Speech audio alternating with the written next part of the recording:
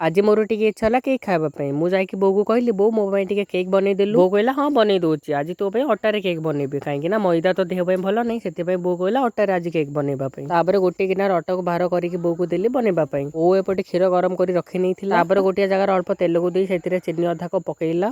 ତାପରେ ସେଥିରେ ଉଷୁମ କ୍ଷୀରକୁ ପକେଇ ନେଲା। ତାପରେ ସବୁ ଯାକ ଭଲସେ ଗୋଳେଇ ନେଲା ଚିନିଟା ମେଲ୍ଟ ହେବା ଯାଏ। ଚିନି ମେଲ୍ଟ ହେବା ପରେ ଅଟାକୁ ଅଳ୍ପ ଅଳ୍ପ ପକେଇ ଘାଣ୍ଟି ନେଲା। ଭଲସେ ଘାଣ୍ଟି ସାରିବା ପରେ ସେଥିରେ ବେକିଂ ସୋଡା ଖାଇବା ଖାର ଭ୍ୟାନିଲା ଏସେନ୍ସ କୁ ପକେଇ ଭଲସେ ମିଶେଇ ଗୋଟିଏ ସ୍ମୁଥ ବେଟରଟେ ବନେଇଦେଲା ଯେମିତି କି ସେଥିରେ କିଛି ଗୋଟା ନଥିବ। ତାପରେ ଗୋଟେ କେକ୍ କଣ୍ଟେନର ରେ କିଛି ତେଲକୁ ଗୋଳେଇ କିଛି ଅଟାକୁ ଛିଞ୍ଚି ନେଲା ଯେମିତି କି କେକ୍ ଟା ଭଲସେ ବାହାରିବ। ତାପରେ କେକ୍ କଣ୍ଟେନର ରେ କେକ୍ ର ବେଟର କୁ ସେଥିରେ ପକେଇ ନେଲା। ତାପରେ ଗ୍ୟାସ ଅନ୍ କରି ସେଥିରେ ଗୋଟେ ବଡ ପ୍ରେସର କୁ ବସେଇ ନେଲା। ତଳେ ଅଳ୍ପ କିଛି ଲୁଣ ଦେଇ ତାପରେ ଷ୍ଟାଣ୍ଡ କୁ ରଖିକି କେକ୍ କଣ୍ଟେନର ସେଥିରେ ବସେଇ ଦେଲା। ଜାଳରେ 45 ମିନିଟ୍ ଯାଏ ବସେଇବା ପରେ ଏବେ ରେଡି ହେଇଗଲା ଆମର ଅଟାର କେକ୍। ଥଣ୍ଡା ହୋଇ ସାରିବା ପରେ ଛୁରୀରେ ଚାରି ସାଇଡ କୁ ଭଲସେ ଛଡେଇ ନେଲା। ତାପରେ ପ୍ଲେଟ କୁ ବାହାର କରି ମତେ ଆଣିକି ଦେଲା ଟେଷ୍ଟ କରିବା ପାଇଁ। ଆଉ ଟେଷ୍ଟ ମଧ୍ୟ ତାର ସୁପର ଥିଲା। ରହିଲି ଜୟ ଜଗନ୍ନାଥ।